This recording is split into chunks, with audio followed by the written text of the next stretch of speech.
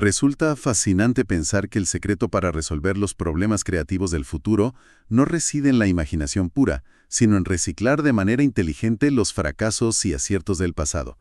Un saludo muy cordial y una cálida bienvenida a todos los estudiantes perpetuos y mentes curiosas que nos acompañan en esta nueva inmersión profunda. Hoy tenemos entre manos un material que, bueno, aunque nos hace viajar unas décadas en el tiempo, se siente increíblemente profético, casi como si estuviera hablando de los debates tecnológicos que tenemos esta misma mañana. Totalmente. Hola a todos. Y sí, fíjate que es un documento fundacional que pone el dedo en la llaga de problemas muy actuales. Pues sí, vamos a analizar a fondo un fascinante artículo académico del año 1993 escrito por William N. Fisher y Brigitte Trucy. Este documento nace de un taller sobre inteligencia artificial titulado Reutilización de diseños, buscando desesperadamente un enfoque cognitivo interdisciplinario. Y nuestra misión hoy es entender el concepto central que estas autoras exponen, el razonamiento basado en casos, o CBR por sus siglas en inglés. Básicamente, estamos explorando qué sucede cuando intentamos enseñar a las máquinas a diseñar como lo hacemos los humanos, basándose en la experiencia pasada y en un archivo de soluciones previas. Vale, vamos a desempacar esto, porque la premisa técnica de intentar adaptar los ordenadores a la complejidad de la mente humana es sobre el papel simplemente brillante y llena de posibilidades. Y a ver, es un esfuerzo intelectual enorme por parte de la ingeniería, desde luego. Pero, y aquí es donde debemos ponernos las gafas críticas desde el minuto uno, el propio documento nos advierte sobre una trampa fundamental en la que la industria tecnológica cae una y otra vez. Lo fascinante aquí es la distinción crucial y absolutamente vital que hacen las autoras entre dos conceptos, emulación y compatibilidad. Claro, son dos cosas muy distintas. Muy distintas. Desde el punto de vista de la informática, y permíteme decir que a menudo desde una postura de cierta soberbia técnica, existe la tentación de intentar que un ordenador emule o copie exactamente la estructura biológica y los procesos del cerebro humano. Construir un cerebro digital idéntico, vaya. Pero el documento argumenta, de forma tajante, que esto es un error metodológico profundo. Ya, claro, porque conseguir que una máquina imite perfectamente el pensamiento humano no significa que esa máquina vaya a ser una herramienta útil para un trabajador de carne y hueso en su día a día. Exactamente. Emular la cognición humana en una máquina no garantiza en absoluto que el sistema resultante vaya a servir de algo en el mundo real. Lo que realmente necesitamos, y lo que persigue la disciplina de la ergonomía cognitiva, es la compatibilidad. La compatibilidad. Eso es. El sistema informático no tiene que pensar idéntico a un humano. Lo que tiene que hacer es funcionar de una manera que sea compatible con cómo piensa el humano, respetando sus límites de memoria, su forma de asociar ideas y su flujo de trabajo. Esa distinción es oro puro, de verdad. Y creo que podemos usar una analogía de la vida real para que quede clarísimo a quienes nos escuchan. Intentar crear un sistema que emule al ser humano es como si los pioneros de la aviación se hubieran empeñado en construir un avión que aletease exactamente igual que un pájaro, con plumas y músculos mecánicos. Sí, un ornitóptero gigante. Tal cual. Técnicamente sería un logro mecánico fascinante de ver en un museo, sí, pero un desastre absoluto para el transporte de pasajeros comercial. Por el contrario, buscar la compatibilidad es entender los principios abstractos del vuelo, como la aerodinámica y la sustentación, para construir un avión de ala fija que no se muere como un pájaro en absoluto, pero que un piloto humano puede manejar con facilidad, predecir y controlar de forma segura. Es un ejemplo perfecto. Lo que buscaban Visser y Truce era exactamente eso. No un diseñador artificial autónomo, sino sistemas de asistencia al diseño que encajen perfectamente en la mente del diseñador humano. Y eso nos lleva a preguntarnos algo clave al repasar el texto. ¿Por qué precisamente el campo del diseño se convirtió en el terreno de pruebas perfecto para este tipo de inteligencia artificial? Pues es una gran pregunta. El texto nos da una respuesta muy técnica, pero muy reveladora, por la falta de un modelo de dominio fuerte. Dominios mal estructurados los llaman. Eso es. Para entender esto, pensemos en un dominio bien estructurado, como resolver una ecuación matemática de segundo grado. Hay reglas fijas, pasos inalterables y una única respuesta correcta. Un ordenador domina eso a la perfección. Pero el diseño, especialmente el diseño creativo o no rutinario, es un dominio mal estructurado. No hay reglas matemáticas inamovibles que dicten cómo crear el plano de un edificio innovador o cómo estructurar un software completamente nuevo a partir de cero. Es un territorio de pura incertidumbre para la máquina. No hay un manual de instrucciones paso a paso. Así es. En el diseño creativo no existen objetos que puedan clasificarse fácilmente en categorías rígidas bajo un modelo abstracto, y es aquí donde la investigación empírica que citan las autoras resulta tan reveladora para los ingenieros de software. Mencionan estudios empíricos impresionantes como los de Kruger y de la propia Visser, sí, los que observaron a los diseñadores profesionales en acción. Exacto. Trabajando en trincheras reales. Arquitectos de software, ingenieros mecánicos, diseñadores aeroespaciales. Lo que descubrieron es que los humanos somos máquinas de reciclar. Reutilizamos componentes del pasado en todas y cada una de las etapas del proceso creativo. A la hora de seleccionar una idea, de identificar un problema, de modelar un borrador y de generar la versión final. Todo es reciclaje cognitivo. Totalmente. Y Visser descubrió algo aún más profundo. Los diseñadores no solo reciclan piezas viejas de manera reactiva, sino que, de forma proactiva, diseñan estructuras sabiendo de antemano que las van a reutilizar en el futuro. Construyen y explotan constantemente una especie de biblioteca mental inmensa basada en experiencias previas. Y lo hacen a varios niveles de complejidad. O sea, eso es lo que me parece una auténtica proeza del intelecto humano y lo que hace tan increíblemente difícil el trabajo de la inteligencia artificial. El documento detalla de maravilla cómo los diseñadores utilizan las analogías de casos pasados en dos niveles distintos. Sí, la ejecución y la gestión. Eso es. Primero, a un nivel obvio, el de ejecución de la acción. Es decir, usar un caso del pasado para resolver directamente el problema técnico que tenemos delante. Pero en segundo lugar, también lo usan a nivel de gestión de la acción. Que es mucho más sutil. Muchísimo más. Esto significa usar un recuerdo para controlar el propio proceso mental, para hacer que la resolución del problema consuma menos energía cognitiva. Es como usar un atajo mental no solo para llegar rápido al destino, sino para decidir en primer lugar si vale la pena tomar ese camino o cambiar de estrategia por completo. Las máquinas que intentan aplicar este razonamiento basado en casos buscan desesperadamente replicar esta altísima eficiencia. Buscan replicarla, sí, pero debemos ser sumamente cautelosos y no dejarnos deslumbrar por las promesas técnicas de las empresas de software. Si conectamos este esfuerzo de los años 90 con el panorama general de la inteligencia artificial actual, vemos emerger las inmensas limitaciones de las máquinas. Claro, porque tropiezan con la rigidez matemática. Exacto. Las autoras subrayan un punto crítico. Mientras que los ordenadores están programados para buscar principalmente similitudes superficiales y evidentes para recuperar un archivo o un caso, la mente de un diseñador humano es infinitamente más fluida, asociativa y paradójica. Los estudios empíricos señalan que los diseñadores no solo explotan la similitud, sino que se nutren de relaciones enormemente complejas como la oposición. Detengámonos ahí. ¿A qué nos referimos exactamente con oposición en este contexto puramente técnico? Pues imagina un equipo de ingenieros intentando diseñar el chasis más ligero posible para un dron de carreras. Un ordenador buscaría de inmediato en su base de datos diseños previos etiquetados como cosas ligeras. Plumas, papel, estructuras huecas. Sin embargo, el cerebro humano puede mirar una grúa industrial ultrapesada del puerto, analizar exactamente por qué es tan pesada, dónde acumula la masa y usar ese conocimiento a la inversa, por pura oposición para inspirar la estructura ultraligera del dron, evitando exactamente esos patrones de carga. ¡Qué maravilla! Encontrar algo que es exactamente lo opuesto a lo que necesitas puede ser el detonante de la solución perfecta. Eso es. Y los sistemas informáticos luchan enormemente por replicar esta riqueza de asociaciones abstractas y rebeldes. Son rígidos y literales en un mundo donde la creatividad humana es sumamente elástica e intuitiva. Y eso abre un debate interesantísimo sobre las diferentes formas en que intentamos que las máquinas razonen. Al leer el documento en profundidad surge una duda muy natural para quienes nos escuchan. ¿Cuál es la diferencia real entre el razonamiento basado en casos, el CBR del que venimos hablando, y el razonamiento analógico tradicional, el AR? A simple vista podrían parecer lo mismo. Buscar cosas parecidas en una base de datos. Podrían parecerlo, pero investigadores como Letia y Cunningham marcan una línea divisoria muy clara en el texto.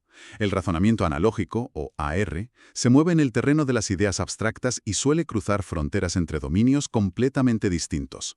Es lo que llamamos interdominio. Por ejemplo, entender cómo funciona el sistema circulatorio humano comparándolo con el sistema de tuberías de una gran ciudad. Comparten una estructura profunda. Exacto. Tienen bombas, fluidos, válvulas y conductos, aunque superficialmente no se parezcan en nada, un corazón y una estación de bombeo de agua. Es un salto conceptual gigante. Entiendo. Entonces, el razonamiento analógico requiere una capacidad de abstracción altísima, casi poética. ¿Y qué pasa con el razonamiento basado en casos, el CBR? El CBR es mucho más terrenal, pragmático y concreto. Suele operar dentro de un mismo dominio, intradominio, y necesita un solapamiento evidente de características superficiales. O sea, manzanas con manzanas. Tal cual, si estamos diseñando la plomería de un edificio nuevo, un sistema CBR no va a buscar inspiración abstracta en el corazón humano. Va a buscar en los planos de la plomería del edificio que construimos el mes pasado, para ver si podemos adaptar las válvulas directamente. De hecho, algunos teóricos en el documento sugieren que el CBR no es más que una versión especializada o más débil del razonamiento analógico, enfocada no tanto en la inspiración profunda, sino en la adaptación y reparación de una solución que ya sabemos que funciona a medias. Pero hay una barrera psicológica importante ahí, al intentar que la máquina haga esto. El documento menciona modelos generales de recuerdo humano frente a lo que intentan programar los ingenieros. Absolutamente. Y esta es una de las críticas más afiladas de todo el texto. Los modelos informáticos de CBR asumen que cuando un experto humano recuerda cómo resolvió un problema hace 5 años, lo hace mediante un proceso racional, explícito, ordenado, casi como una consulta a una base de datos con código. Pero la realidad psicológica es radicalmente distinta. El documento contrapone el CBR con modelos psicológicos, como el modelo Remind de Wharton y Lange. El modelo Remind, sí.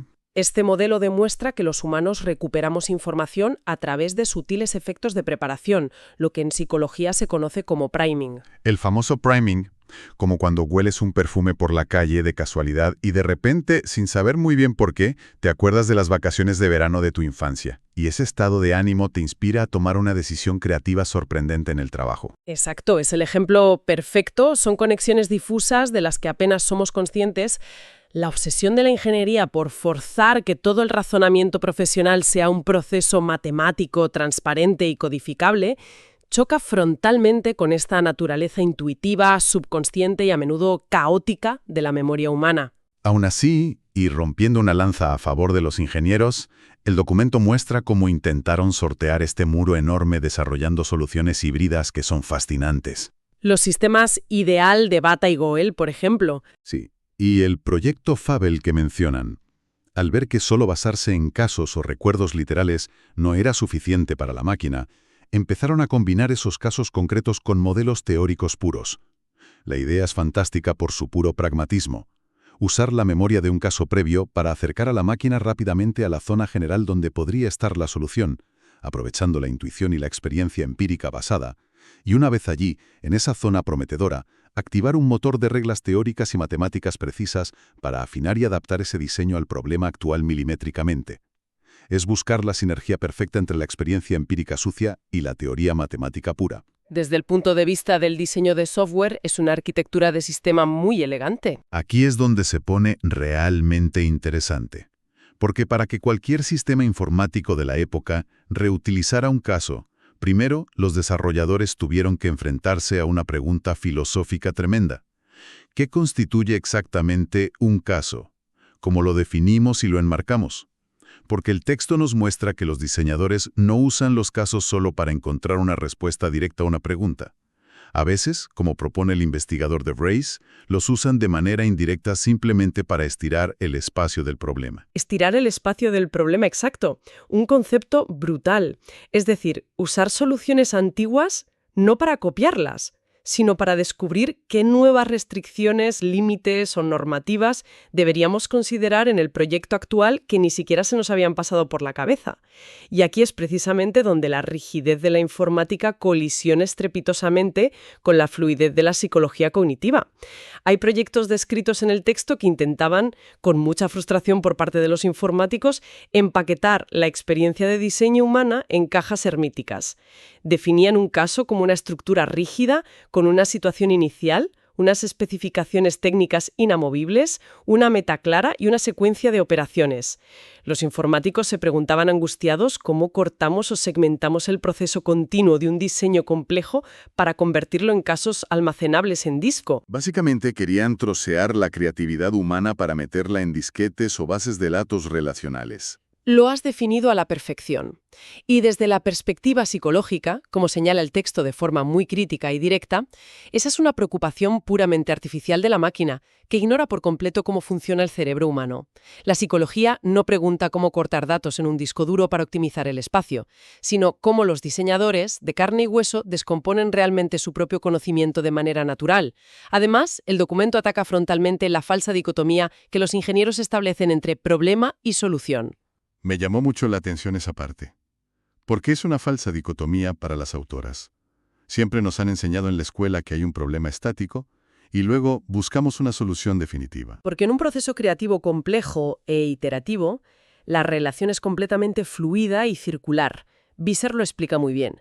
Una entidad arquitectónica o un bloque de código que el equipo considera una solución brillante y definitiva el lunes por la mañana se convierte automáticamente en el problema restrictivo o en los datos de entrada inamovibles con los que tiene que lidiar el equipo de diseño el martes por la tarde. Claro, te genera nuevas restricciones. Exactamente. Lo que es salida en un paso es entrada obligatoria en el siguiente. Reducir la experiencia fluida, dinámica e iterativa humana a paquetes de datos estáticos etiquetados rígidamente como problema o solución es simplificar en exceso la cruda realidad del trabajo profesional. Es cierto que es una simplificación tremenda, pero los intentos de clasificación taxonómica que hicieron para intentar organizar este caos cognitivo son dignos de mención. Algunos investigadores pioneros, como Riesbeck y Schank, propusieron dividir el inmenso archivo de la experiencia humana en grandes familias para que las máquinas pudieran manejarlo sin colapsar. Hablaban de reglas, que vendrían a ser casos tan repetidos y cristalizados por el tiempo que ya son pura rutina innegociable. Luego hablaban de casos paradigmáticos, esos proyectos históricos que marcan un antes y un después y sirven como ancla dorada de referencia. Sí, los que sientan cátedra. Eso es. Incluso hablaban de historias, narrativas completas y complejas, de cómo fracasó o triunfó un proyecto entero, de principio a fin. Y también aparece el concepto de las instantáneas, que proponen Voss y Schmidt-Belz. Capturar visiones muy restringidas y holísticas de una situación enormemente compleja, como sacarle una foto de alta velocidad a un solo engranaje de un reloj suizo para resolver un problema de fricción muy particular en un microsegundo dado. Ahora bien, almacenar todo esto de miles de proyectos requiere una memoria digital colosal. Y la forma en que el documento aborda la organización teórica de esa memoria en las máquinas es un auténtico laberinto. Un laberinto técnico y conceptual fascinante, sí. Vale, si la memoria humana es tan compleja e interconectada en forma de red, ¿cómo organizaban los ingenieros toda esta inmensa cantidad de información en un ordenador de los años 90 para que el sistema no colapsara y fuera un caos absoluto? Se mencionan términos muy densos como las redes de discriminación o D-Nets y algo que suena a magia negra llamado anti-indexación. ¿Podemos desgranar esto de forma sencilla para nuestra audiencia? Por supuesto, vamos a traducirlo al mundo real. Las redes de discriminación, o D-Nets, son básicamente un sistema de filtrado paso a paso, como un árbol de decisiones clásico o un embudo de ventas. Empiezas por lo general y vas respondiendo preguntas de sí o no hasta llegar a una hoja del árbol. Vas descartando lo que no te sirve. La memoria es la anti-indexación, que se apoya en algoritmos de activación paralela masiva. Anti-indexación. Suena a ciencia ficción pura.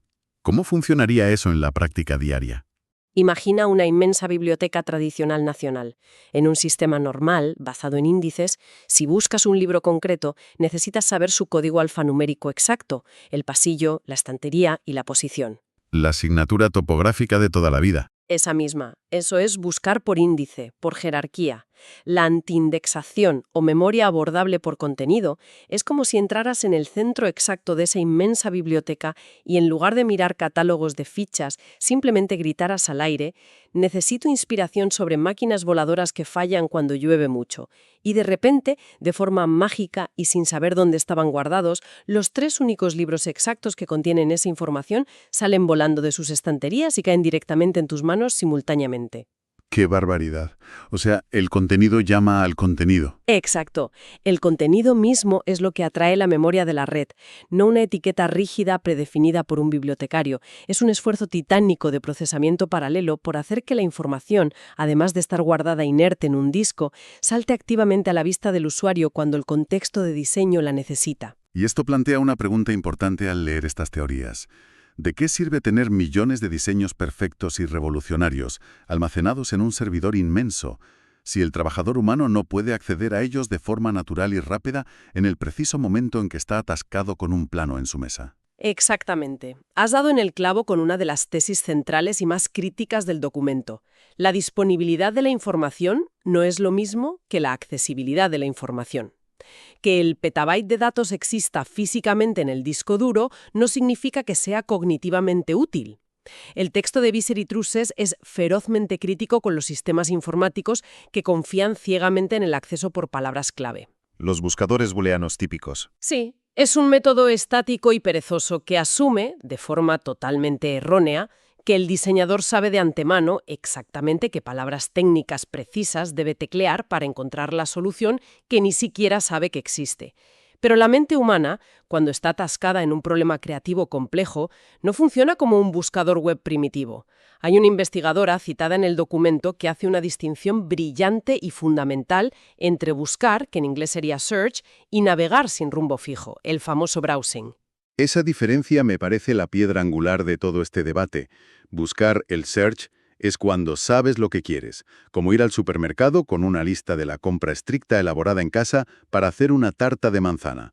Vas directo y sin mirar a los lados al pasillo de las manzanas, la harina y el azúcar. No miras nada más. Así es. Es una tarea eficiente con un objetivo hiperdefinido de antemano, pero el diseño creativo, a nivel experto, a menudo requiere navegar, el browsing. Es como pasear un domingo por la mañana por un inmenso mercado de especias al aire libre en una ciudad desconocida, sin saber qué vas a cocinar esa noche para cenar. Vas abierto a la serendipia. Miras colores, hueles aromas, tocas texturas. Totalmente. Y los experimentos controlados demostraron que cuando se permite a los diseñadores profesionales navegar libremente y sin restricciones por una red gráfica de casos pasados, tropezando visualmente con diseños aleatorios, esto les ayuda a expandir y reestructurar el problema subyacente muchísimo más que cuando el sistema les obliga desde el principio a teclear una búsqueda específica y cerrada. La crítica humanista aquí es que la tecnología, por su propia arquitectura rígida y de base de datos, a menudo fuerza al usuario humano a buscar, amputando de raíz su potencial creativo más valioso, que es navegar y descubrir la solución por accidente. Y para intentar solucionar esa enorme rigidez y facilitar una navegación más inteligente por parte de la máquina, los desarrolladores crearon sistemas de indexación sumamente profundos y complejos. Recuerdo que el texto detalla modelos de clasificación propuestos por Cunningham con hasta 4 niveles jerárquicos de índices. ¿Cómo logran los ingenieros clasificar o etiquetar algo tan abstracto como un diseño industrial a través de esos 4 niveles? Bueno, es un intento colosal de darle al ordenador una comprensión profunda de la realidad física, no solo superficial. El primer nivel de Cunningham son los índices superficiales, puramente visuales, los rasgos físicos observables. Si es el diseño de una bicicleta, el índice dice: tiene 2 ruedas de goma, un manillar y un marco de metal pintado. Lo evidente a la vista. Eso es. El segundo nivel profundiza más. Es el índice de comportamiento. Captura cómo interactúan dinámicamente las piezas en el tiempo. En la bicicleta sería: los pedales hacen girar la cadena y a su vez la cadena mueve el engranaje de la rueda trasera. El tercer nivel ya es muchísimo más complejo, el índice causal. Aquí el sistema intenta explicar por qué ocurre ese comportamiento basándose en las leyes de la física. Y el cuarto, y el más endiabladamente difícil de programar para una máquina, es el índice teleológico. Teleológico. Es decir, el propósito final, la intención pura, ¿verdad? Exacto. El índice teleológico detalla la meta y la intención humana detrás de la existencia del diseño. En nuestro ejemplo diría: esto sirve para transportar a un humano adulto de forma eficiente del punto A al punto B, usando exclusivamente su propia energía cinética. Es brutal. Sí, y algunos sistemas avanzados de la época, como el famoso sistema Cadet que se menciona, llegaron a usar conocimiento cualitativo verdaderamente impresionante, indexando y guardando archivos basándose en influencias de la física pura y dura. Le enseñaban al ordenador abstracciones complejas como que la rotación induce presión. Y el sistema Cadet usaba ese concepto abstracto de la física como etiqueta de búsqueda para recuperar un diseño mecánico concreto cuando el diseñador humano necesitaba resolver un problema de presión de fluidos, aunque visualmente las piezas recuperadas no se parecieran en absolutamente nada a lo que estaba diseñando. Es casi como intentar infundir a la máquina una comprensión física e intuitiva del mundo real. Una locura técnica para 1993. Pero claro, por muy bien y muy profundo que indexes y clasifiques, si el archivo histórico corporativo es gigantesco, te enfrentas inevitablemente al problema del ruido, del exceso de información. Si buscas inspiración y el ordenador te lanza a la pantalla 1500 planos técnicos escaneados que cumplen el criterio físico de que la rotación induce presión, te paralizas por completo. La sobrecarga cognitiva de información es real y te bloquea el flujo de trabajo. Y ese es el histórico talón de Aquiles de basarse únicamente en las matemáticas y la combinatoria para filtrar resultados. El texto aborda este dilema exponiendo cómo ciertos investigadores, especialmente Kolodner, se dieron cuenta a tiempo de que la selección del mejor caso pasado para mostrárselo al usuario en la pantalla no debe basarse en cálculos matemáticos de similitud estricta. De nada les sirve a un arquitecto un caso que es estructuralmente un 99% idéntico al problema actual en el plano, si, en la práctica del mundo real, ese material es imposible de fabricar hoy en día o cuesta 10 veces más presupuesto. Claro, el contexto de negocio manda. Exacto. Kolodner y otros argumentan que el enfoque central del algoritmo de recuperación debe ser la utilidad práctica, la usefulness. Solo tiene sentido que la máquina se fije en la similitud matemática después de asegurarnos de que el sistema comprende los objetivos reales de coste, tiempo de entrega y disponibilidad de materiales que tiene el diseñador humano en ese instante.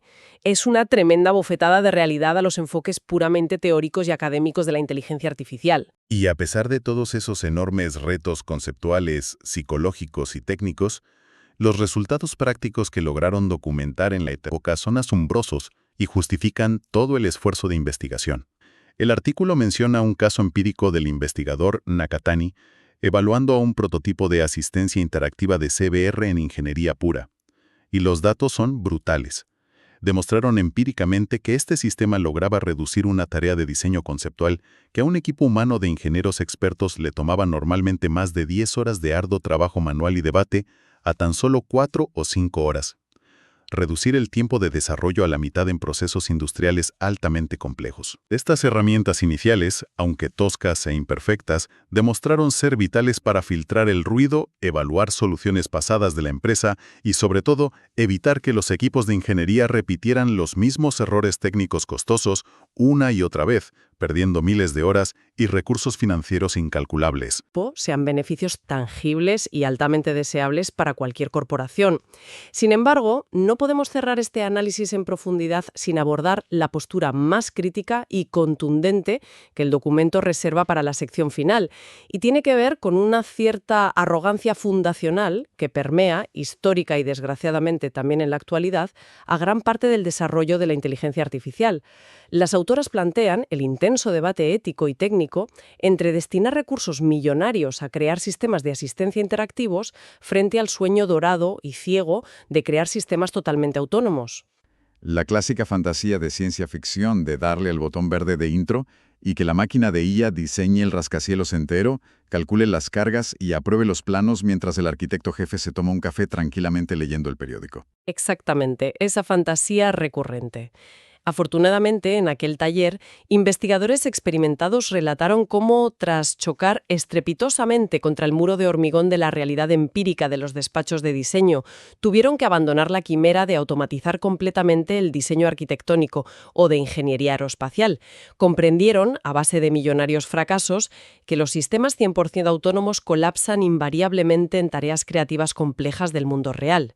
Reconocieron abiertamente que sus complejísimos sistemas informáticos, en los que llevaban años trabajando, debían reconvertirse de urgencia y comercializarse simplemente como asistentes para la lluvia de ideas, como poderosas herramientas de apoyo lateral para el profesional y jamás como reemplazos absolutos del diseñador humano. Es un baño de humildad importante para la industria del software. Lo es. Y muy necesario. Y fíjate, hay un problema metodológico de fondo en los inicios de esta tecnología que es aún más grave y francamente resulta casi cómico de leer, respecto a cómo estas máquinas primigenias adquirían su conocimiento en primer lugar. Los autores advierten sobre las entrevistas tradicionales de adquisición de conocimiento que los ingenieros informáticos hacían a los diseñadores expertos humanos para intentar extraerles su sabiduría como si fueran esponjas y luego programarla en reglas condicionales. ¿Y qué salía mal en esas entrevistas?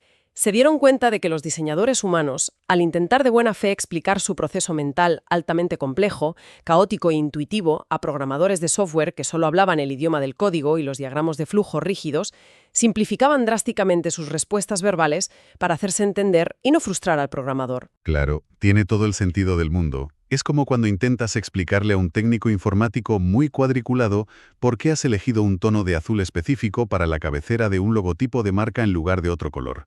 Si le hablas de que el azul medianoche transmite melancolía oceánica y estabilidad emocional a largo plazo, el informático te mirará con cara muy rara. Así que, para acabar rápido, termina resumiendo y diciendo «elegí el azul hexadecimal 0000FF porque hace más contraste numérico con el fondo blanco según la norma técnica de accesibilidad del consorcio web». Es un ejemplo brillantísimo y perfecto. Al hacer exactamente eso, el diseñador está mutilando y censurando su propio proceso creativo real para que encaje artificialmente en la mentalidad técnica y binaria de quien lo entrevista. El documento cita a Falson y Visser, que lo definen con una frase absolutamente lapidaria. Concluyen que los expertos humanos terminan ofreciendo física ingenua para ingenieros del conocimiento ingenuo. Madre mía, qué golpe más duro. Sí, es demoledor y la implicación es grave. Si alimentamos la base de datos de una máquina milagrosa con una versión previamente simplificada, condescendiente y recortada de la creatividad humana, jamás, bajo ninguna circunstancia, obtendremos una herramienta que sea verdaderamente inteligente o capaz de innovar por sí misma. Solo obtendremos un espejo estadístico distorsionado y tremendamente mediocre de nuestra propia creatividad. Entonces, ¿qué significa todo esto para nosotros hoy en día? Hemos desgranado paso a paso un texto académico complejo y denso escrito en 1993, pero cuyas lecciones empíricas, debates filosóficos y advertencias técnicas parecen dictadas específicamente para guiar el acelerado ecosistema tecnológico de nuestro presente inmediato. Si tuviéramos que destilar este inmenso y profundo análisis en conclusiones cristalinas para llevarnos a casa y reflexionar, la primera gran lección fundamental sería entender e interiorizar la abismal diferencia entre intentar que una máquina imite el cerebro humano biológico, esa trampa seductora, costosa y a menudo inútil que llamamos emulación, y el objetivo real, pragmático y verdaderamente útil que deberíamos perseguir obsesivamente en el diseño de nuevas herramientas empresariales, que es la compatibilidad. Construir sistemas, algoritmos y programas de interfaz que trabajen en perfecta sintonía ergonómica con nosotros, respetando cómo funciona nuestra mente, con nuestros atajos, nuestros olvidos y nuestra intuición. La segunda lección clave que extraemos de Visser y Trousse es aprender a apreciar la extrema y maravillosa complejidad de lo que consideramos alegremente la experiencia o un simple archivo de casos pasados en un disco duro.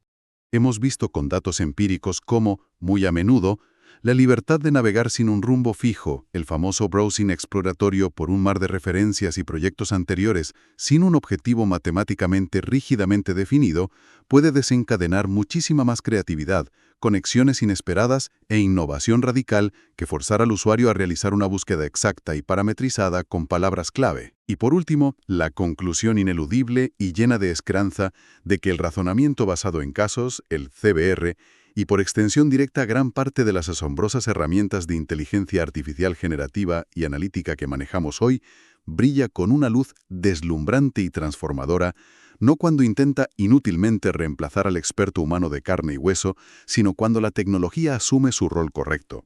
El humilde, pero inmensamente poderoso rol de un asistente interactivo incansable que potencia, acelera y enriquece el pensamiento lateral y la intuición del trabajador humano. Como reflexión crítica final para cerrar este larguísimo y necesario debate, por mi parte, creo que es imperativo subrayar cómo este documento histórico ya diagnosticaba con precisión de cirujano hace más de 3 décadas una miopía crónica y peligrosamente persistente en la altiva industria del desarrollo tecnológico y del software.